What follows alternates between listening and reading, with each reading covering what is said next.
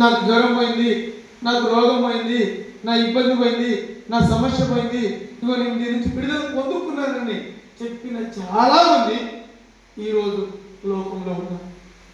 ఎందుకున్నారు ఆలోచిస్తున్నారా? ప్రభువు దగ్గరికి వస్తే ఇవన్నీ పోతాయి. బైబిల్ చెప్తుంది ప్రభువు దగ్గరికి వస్తే పోతాయి. ప్రియ సహోదరి.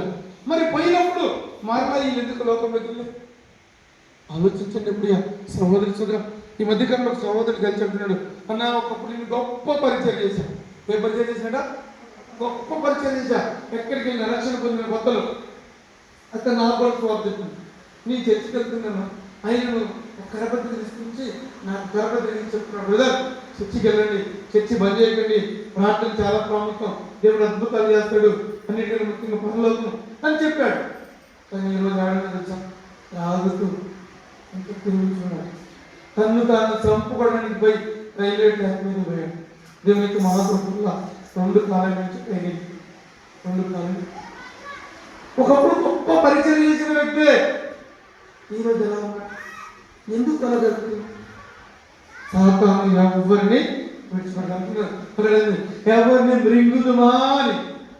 ఎవరిని ఎలా చూస్తున్నారా? గర్జించేసేమో ఆకలి కూడా ఎలా గర్జిస్తుంది కదా, గర్జింపేసి అక్కడ భయం అయిపోయింది. అలా గౌండరీస్ మీద భయపడిపోతుంది. అందుకని ఈరోజు చాలా మంది మందిరంలోకి కొత్త వారు వస్తుంటారు, పాత వారి లోపల వెళ్తుంటారు. అలా కొత్త వారు ఎవరైతే నిలబడతారో, స్థిరంగా స్టెబిలిటీగా నిలబడతారో, దేవుడు వారిని బట్టి ఆనందిస్తారు. ఈరోజు నిజమైన సంతోషం ఏంటి అంటే, దేవుడు రోగం పోయింది సంతోషమే, కానీ అది నిజమైనది కాదు. లేకుంటే ధైర్యం పోయింది సంతోషమే, కానీ నిజమైన సంతోషం కాదు. ఆలోచించండి. శిష్యులు సైతము, అయ్యా నీ నామం పేరు ఏం పోతున్నాయి, దయ్యంగా కొన్ని ఊళ్ళో చూస్తే ఎక్కడ ఉంటారు విశ్వాసం అంటే దయ్యాలను చెప్తున్నాం. ఎక్కడ ఉంటారు?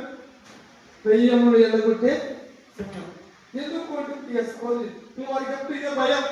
ఆ దయ్యం మమ్మల్ని ఆలోచించబట్టి మమ్మల్ని ఆలోచించుకునే కొరంగల్ రాష్ట్రంలో చర్చి, ఆ చర్చికి వెళ్తే ఇదే ఓన్లీ కేవలం దయ్యాలే. దయ్యం ఎవరిని విడిచిపెడతాని చెప్తున్నాను, భయం ఎవరిని విడిచిపెడతాని చెప్తుంది. అందుకని మందిరంలో ఉండాలి, అందుకని దేవుడితో సహవాసం చేయాలి, అందుకని మెలకువ కలిగి ఉండాలి, నిబ్బరమైన బుద్ధి కలిగి ఉండాలని చెప్తే ఏడుంటున్నారు ఈరోజు? ఎవరు ఉండేటప్పుడు సహోదరి సోదర ఆలోచించండి. ఆ విశ్వాసం ఎలా ఉంటుంది తెలుసా? పక్కన వారితో మాట్లాడుతుంది కూడా భయం. పక్కన వారు పనికి వచ్చారు, పోదరు పని ఇక్కడ వాళ్ళకు నీరేసుకోండి, వీళ్ళకు వారేసుకోండి. ఎందుకు? మీ ఇంట్లో వేయాలని మా ఇంటికి వస్తుంది. ఆలోచించండి. అలాంటి ఆలోచన కలిగిన ప్రియమైన దేవుని యొక్క వాక్యం ఈరోజు నీతో నాతో మనతో మాట్లాడుతుంది. పేతురు గారిని ప్రభువు యేసు క్రీస్తు గర్దిస్తున్నాడు, సాతానా వెనుకకు పొమ్ము అంటే. ఇప్పుడు పేతురులోకి ఎవరు వచ్చారు?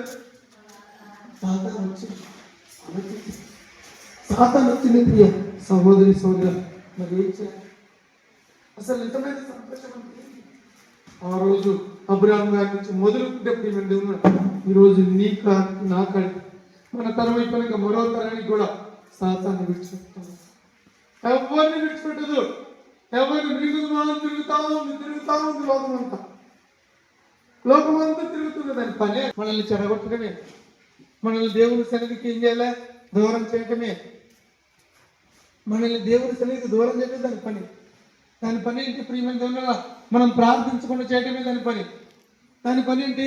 మనం వాక్యం చదవకుండా చేయటమే దాని పని. సహోదరుడా, చాలా మంది సాతాను యొక్క బంధకాల్లో ఉంటారు, కానీ ఇది సాతాను యొక్క బంధకం అని ఆలోచించలేదు. ప్రార్థనకు పోదామని పొద్దున్నే అనిపిస్తుంది, పొద్దున్నే లేవగానే అనిపిస్తుంది.